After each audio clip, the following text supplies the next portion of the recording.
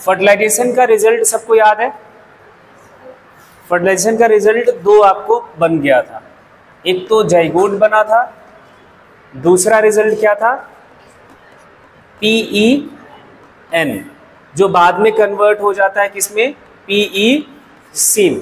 ठीक है, ये डिप्लॉइड स्ट्रक्चर है और ये ट्रिप्लॉइड स्ट्रक्चर। इतनी बात तो सबको क्लियर है? अब इस पोस्ट फर्टिलाइजेशन इवेंट में क्या क्या चेंजेस आते हैं वो देखो। पहला तो आपके सामने जो ये आपने अभी लिखा कि जाइगोट से, ये तो जाइगोट फर्टिलाइजेशन से बन गया, ये जाइगोट कन्वर्ट होता है एम्ब्रियो में। किस में कन्वर्ट होता है? एम्ब्रियो। एम्ब्रियो क्या है? एम्ब्रियो क्या होता है? Miniature form of life. भाई आप जब कुछ सेल्स से बने हुए थे, जाइगोट के बाद आपका डिवीजन शुरू हुआ होगा, यूट्रस में कुछ सेल्स का मास था, तो आप भी तो वही थे ना, जतिन ही था, बस हाथ पैर मुंह ये सब नहीं बने थे, बट बनने तो उसी से थे, बट वो मिनिएचर फॉर्म है। अभी कुछ बना नहीं है, धीरे धीरे बन जाएगा। और जब पैदा हुआ तो कुछ बन के आया था, अब देख लो क्या क्या बन गया है ना।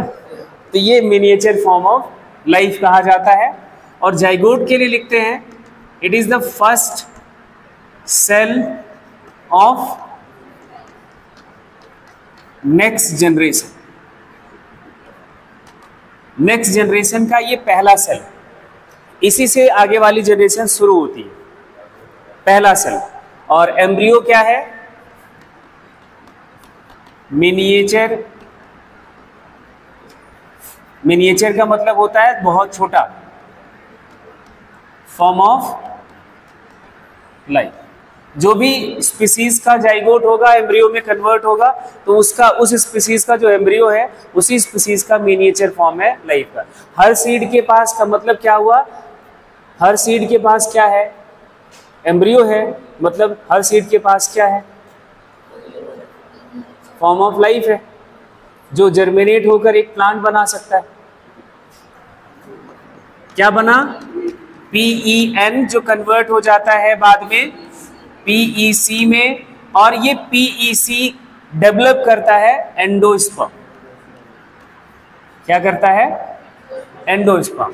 एंड एंडोस्पर्म एक ये एक्चुअली स्ट्रक्चर है, एम्ब्रियो के साथ बनता है, and it provide nutrition to the developing embryo. इसको सप्लाई करता है क्या? न्यूट्रिशन। ये क्या है? Nutrient supplier to developing embryo. इतनी बात क्लियर हो गई? ये पोस्ट फर्टिलाइजेशन इवेंट की बात है, यहां तक तो हो चुकी है। इसके बाद ये कैसे बनता है, मतलब जाइगोट से एम्ब्रियो का बनना पड़ना है, PEN से एंडोस्पर्म का डेवलपमेंट पड़ना है। उसके बाद तीसरा क्या पोस्ट फर्टिलाइजेशन इवेंट है?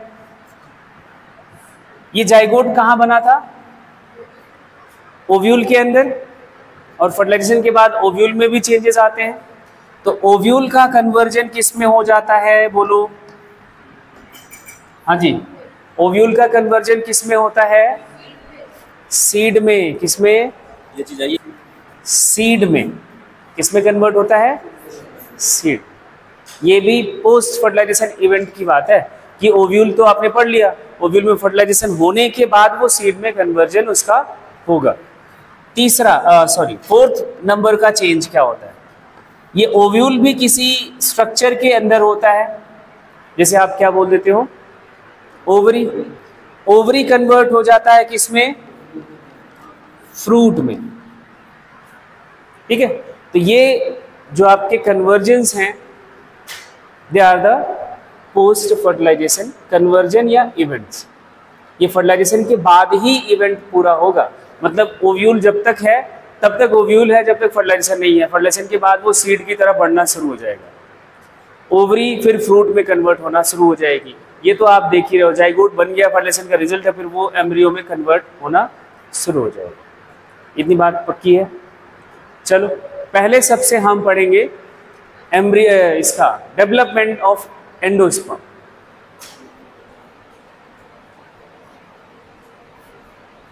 ये स्टेटमेंट लिखवाने की जरूरत है क्या? Events that occurs after fertilization is termed as post fertilization events.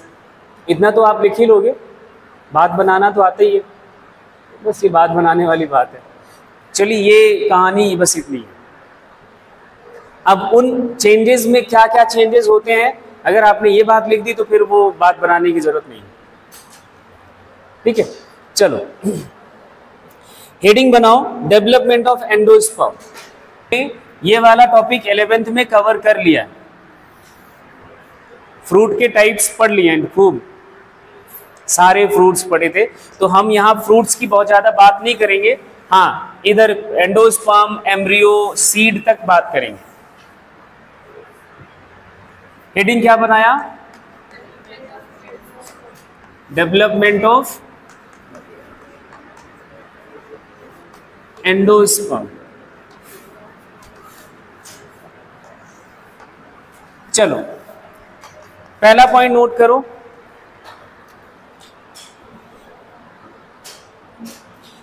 PEC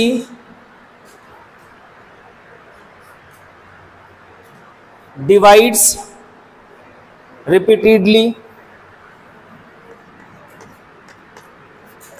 PEC divides repeatedly, forms endosperm. और ये दोनों स्ट्रक्चर कैसे होंगे? ये अगर 3n है तो एंडोस्पर्म भी कैसा होगा? 3n। इनका फंक्शन क्या हमने बोला अभी? एंडोस्पर्म प्रोवाइड, यहीं पे बस इतना लिख लो, provide nutrition to developing embryo. जो एम्ब्रियो डेवलप हो रहा है उसको ये न्यूट्रिशन प्रोवाइड करता है। एंडोस्पर्म 3 टाइप के, इनके टाइप्स की बात करें तो 3 टाइप का होता है। और ये किसके बेसिस पर है? On the basis of development. कैसे एंडोस्पर्म का डेवलपमेंट हो रहा है, इसके बेसिस पर हम इनके 3 टाइप्स देखेंगे। ठीक है, तो तीनों टाइप्स के पहले नाम लिख लो, फिर एक एक का हम डिस्कशन करते हैं। पहला टाइप लिखना nuclear endosperm, nuclear endosperm. Second one is the cellular endosperm,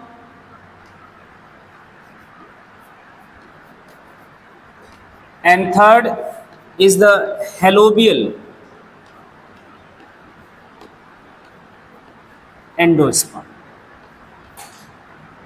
ये 3 टाइप के एंडोस्पर्म्स पढ़ने, न्यूक्लियर, सेलुलर एंड हेलोबियल। ये क्लियर हो रहा है? न्यूक्लियर एंडोस्पर्म, इसमें जो डिवीजन होता है, ये हमारा जो मान लो कि PEN है या PEC है, एक्चुअली PE क्या है? C है। इसमें जो डिवीजन होगा वो डिवीजन होगा फ्री न्यूक्लियर। क्या होगा? Free nuclear division, free nuclear mitosis. अब आपको फ्री न्यूक्लियर माइटोसिस का मतलब पता है कि कैरियोकाइनेसिस चलता रहेगा, साइटोकाइनेसिस नहीं होता। ठीक है, तो मास ऑफ क्या बन जाएगा? न्यूक्लियाई बन जाएगा, सेल नहीं बनता। क्या बनेगा? मास ऑफ न्यूक्लियाई बनेगा। तो इसके PEC के डिवीजन से सिर्फ मास ऑफ न्यूक्लियाई बनेगा। यहाँ पे अपन जो बनाएंगे वो ऐसे कुछ न्यूक्लियाई बनाएंगे, मास ऑफ न्यूक्लियाई, है ना। ये बात जरूर ध्यान रखना, लिखना भी है, सेल मत समझ लेना इसको बस। ये क्या हो जाएगा? Mass of nuclei, free nuclear division का रिजल्ट होता है। ठीक है, इस मास ऑफ न्यूक्लियाई, इसका डेवलपमेंट ऐसा होता है, फ्री न्यूक्लियर डिवीजन से मास ऑफ न्यूक्लियाई बनता है। बाद में ये फॉलो करा जाता है, फॉलोड बाय साइटोकाइनेसिस। पहले बनेगा यही मास ऑफ न्यूक्लियाई, इसलिए इसको बोल दिया जाता है न्यूक्लियर एंडोस्पर्म। बात समझ आ गई? कोकोनट वाटर कितने लोगों ने पिया है? सबने पिया होगा, ऐसा कोई बचा ही नहीं है। वो जो कोकोनट वाटर है वो न्यूक्लियर एंडोस्पर्म का बेस्ट एग्जाम्पल है।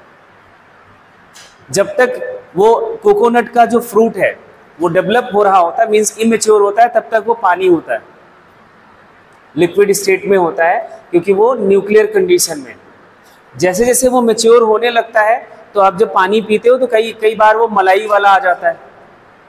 तो वो जो न्यूक्लियर एंडोस्पर्म था उसका साइटोकाइनेसिस जब शुरू हो जाएगा तो सेल्स बनने लगती हैं, and cells get deposited toward the periphery of that fruit. वो फिर बाद में वो वाइट सी लेयर बन जाती है, पके हुए नारियल जिसे कह देते हो, वो सेलुलर एंडोस्पर्म में कन्वर्ट हो गया। पहले ये बना लो, ये मास ऑफ न्यूक्लियाई, फिर ये कन्वर्ट होता है किसमें? Mass of cell. ये बाद में कन्वर्जन होता है। कोकोनट वाटर जितने लोगों ने पिया है उनको इसके बारे में कोई कंफ्यूजन नहीं होगा। मास of cell,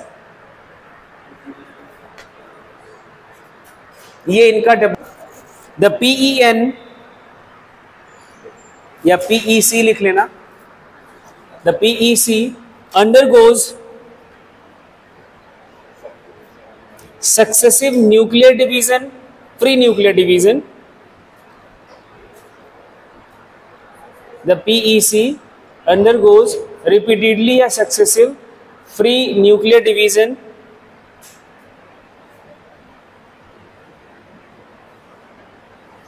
that results multinucleated condition.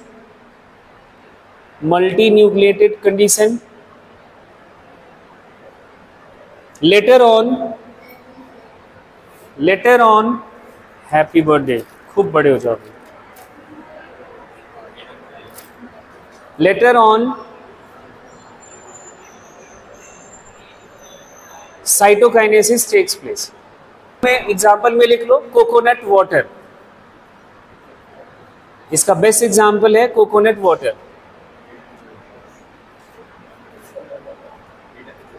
अब दूसरा हेडिंग बनाओ, सेलुलर एंडोस्पर्म। सेलुलर एंडोस्पर्म में वर्ड से समझ आ रहा है क्या होगा? जो PEC है होएगा तो डिवीजन ही, बट वो फ्री न्यूक्लियर डिवीजन नहीं होगा। डिवीजन जो आपका माइटोसिस है, means karyokinesis is just followed by cytokinesis. तो सेल्स का मास बनता है, and that type of endosperm is cellular endosperm. बना लो इसको, PEC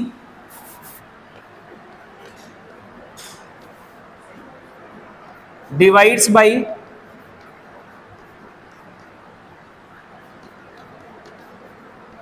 माइटोसिस, और इससे बनेगा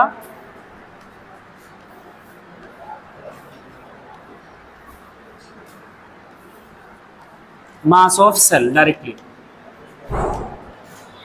हाँ, न्यूक्लियर एंडोस्पर्म में एक और बात लिखना, ये जो इसके एग्जांपल इस कोकोनट लिखा है, ये आपके डाइकॉट प्लांट्स में पाया जाता है। डाइकॉट प्लांट में, वो भी बेसिकली पॉलीपेटैली। पॉलीपेटैली एक इनका ग्रुप है प्लांट्स का जिसके पेटल्स फ्री होते हैं। तो ये एक वर्ड लिखना, पॉलीपेटैली। एग्जाम्पल जहाँ कोकोनट लिखा है उसी के साथ लिख लो डाइकॉट, ब्रैकेट में पॉलीपेटैली। सेलुलर एंडोस्पर्म में लिखना एग्जाम्पल, ये भी डाइकॉट प्लांट्स में ही मिलता है, बट एग्जाम्पल यही जो आपने पॉलीपेटैली लिखा है यहाँ पे लिख लोगे गैमोपेटैली। इनके पेटल्स फ्यूज होते हैं। स्टेटमेंट लिखो, in this type of endosperm PEC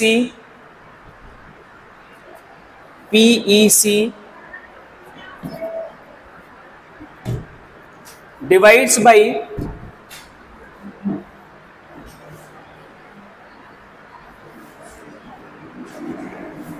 mitosis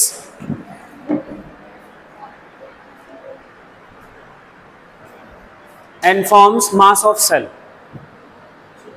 and forms mass of cell.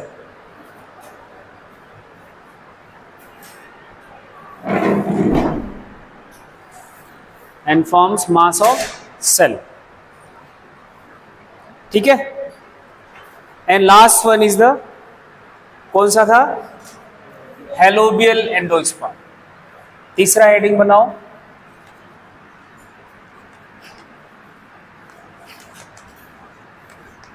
Helobial endosperm.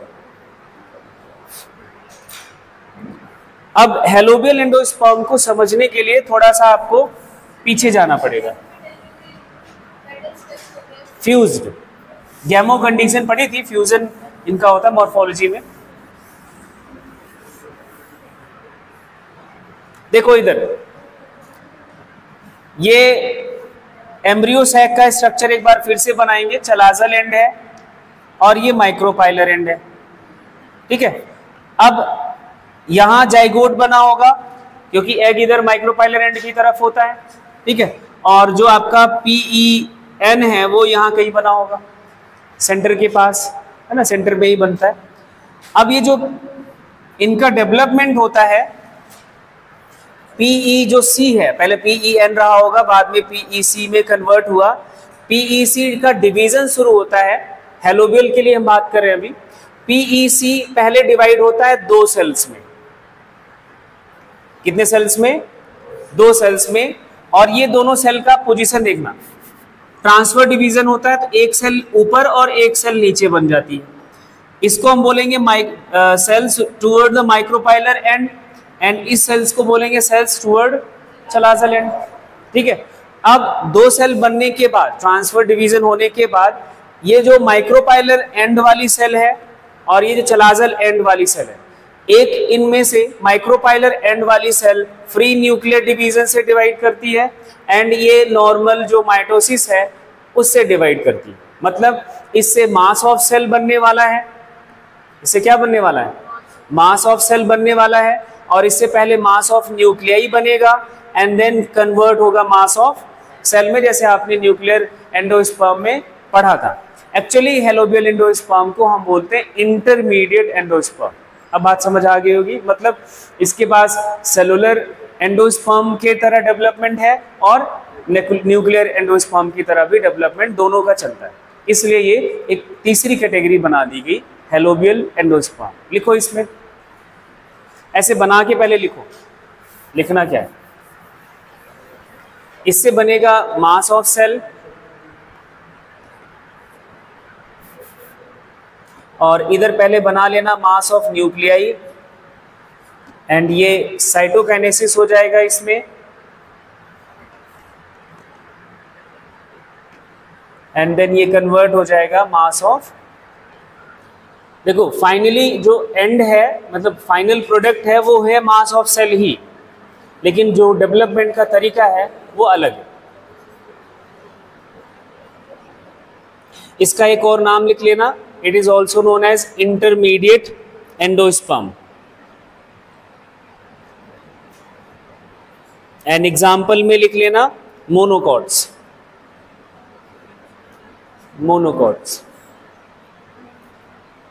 कैप्सुला में जो एंडोस्पर्म बनता है वो फ्री न्यूक्लियर एंडोस्पर्म होता है, वो आप लिख लो. कैप्सुला जो प्लांट आपका रहा है टिपिकल एंजियोस्पर्मिक प्लांट, उसमें जो एंडोस्पर्म बना है वो कैसा होता है? Free nuclear endosperm. ठीक है. इसका एग्जांपल हेलोबियल का मोनोकॉट्स. लिखो, स्टेटमेंट लिखो. PEC डिवाइड्स बाय, हाँ, transfer division form 2 cells. PEC divides by transfer division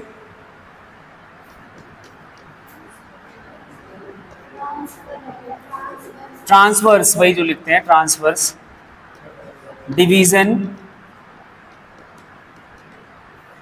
forms 2 cells,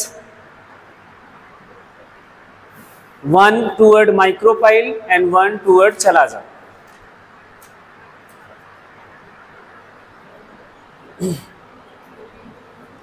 one toward micropyle and one toward chalaja.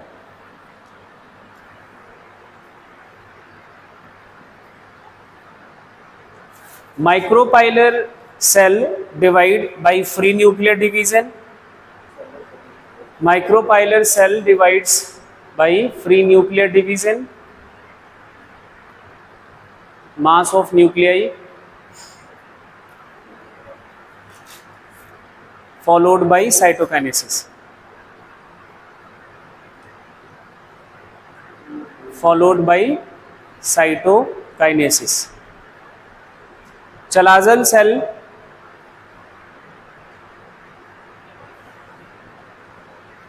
divides by mitosis to form mass of cell.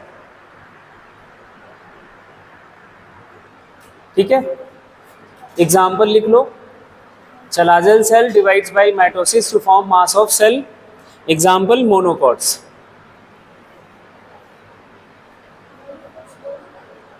नहीं, देख nuclear तो हो गया dicot का, but वो पॉलीपेटली. जो cellular है वो भी डाइकॉट का, बट वो गैमोपेटली है. और जो आपका हेलोबियल है ये मोनोकॉट्स है. मोनोकॉट्स में ये पाया जाता है. ठीक है, अब हो गई एंडोस्पर्म की कहानी खत्म, जनरल वाली. कुछ जो एक्सेप्शनल केसेस हैं वो लिख लो, नोट करके लिखो फटाफट. कुछ फैमिलीज के नाम लिखो. पहला तो नाम लिखो ऑर्किडेसी. नोट करके पहला पॉइंट लिखना, ऑर्किडेसी.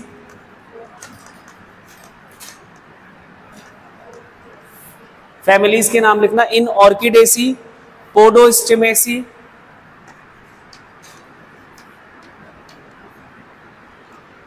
पोडोस्टिमेसी एंड एक और फैमिली है ट्रैपेसी.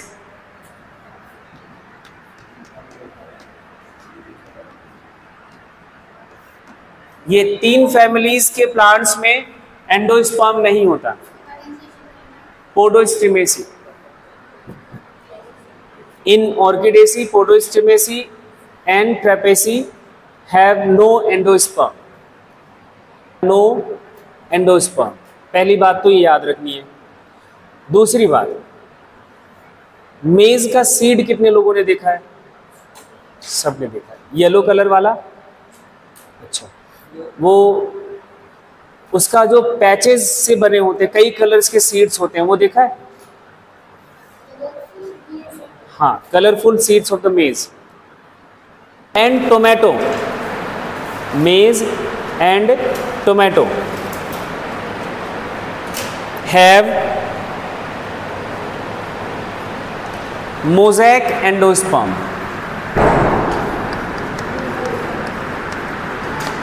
मोज़ेक एंडोस्पर्म, इनके पास मोज़ेक एंडोस्पर्म होता है. मोज़ेक का मतलब होता है रैंडम, कोई फिक्स पैटर्न नहीं. Mosaic endosperm which gives different colours. Which gives different colours. Next एक पॉइंट लिखना. In betel nut, in ऐसा लिखना था, endosperm of betel nut, endosperm of betel nut, betel nut and Annonaceae family, and Annonaceae family is rough surfaced, is rough surfaced. surfaced, इनका जो surface होता है वो रफ होता है. that is known as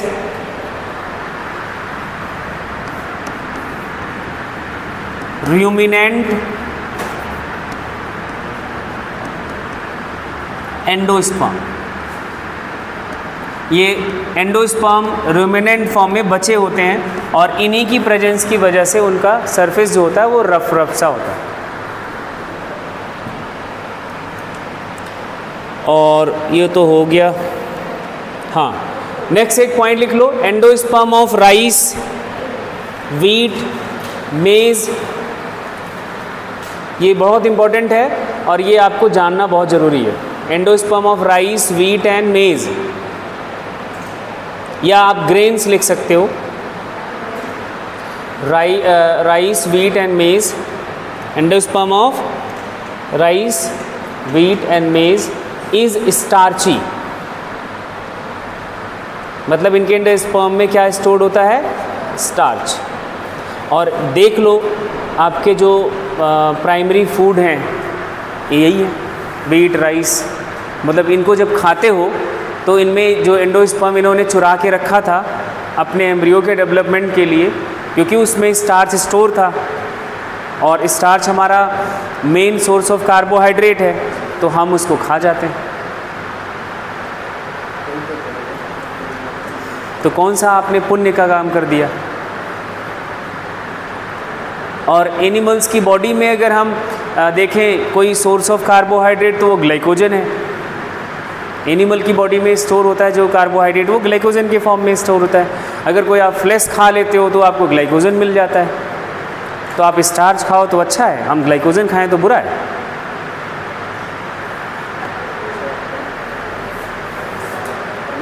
अरे मैं आपकी तरह पहले सोचता था कि हम स्टार्च खाएंगे, हम पाप नहीं करेंगे, लेकिन जब धीरे धीरे बात समझ आएगी, बात तो वही है, चाहे वो खाओ चाहे ये खाओ, तो क्या पाप कर रहे हैं हम, सब बराबर है,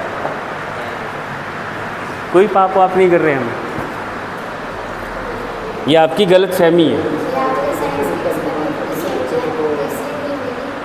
हाँ चलो, तो हो गया एंडोस्पर्म की कहानी ख़त्म। अब एंडोस्पर्म का जो पैराग्राफ लिखा हुआ है वो एक बार पढ़ लो और हेडिंग बना लो, development of embryo. Development of embryo. कोई ऐसा वर्ड जो रह गया हो या ना समझ आ रहा हो वो आप बताओ, बाकी ऐसा कुछ अब बचा नहीं है।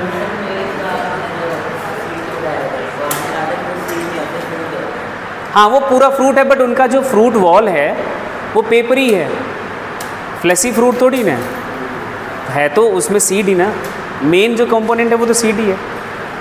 और एम्ब्रियो का डेवलपमेंट हम दो टाइप से पढ़ेंगे। एक एम्ब्रियो आपका डाइकॉट, दूसरा मोनोकॉट।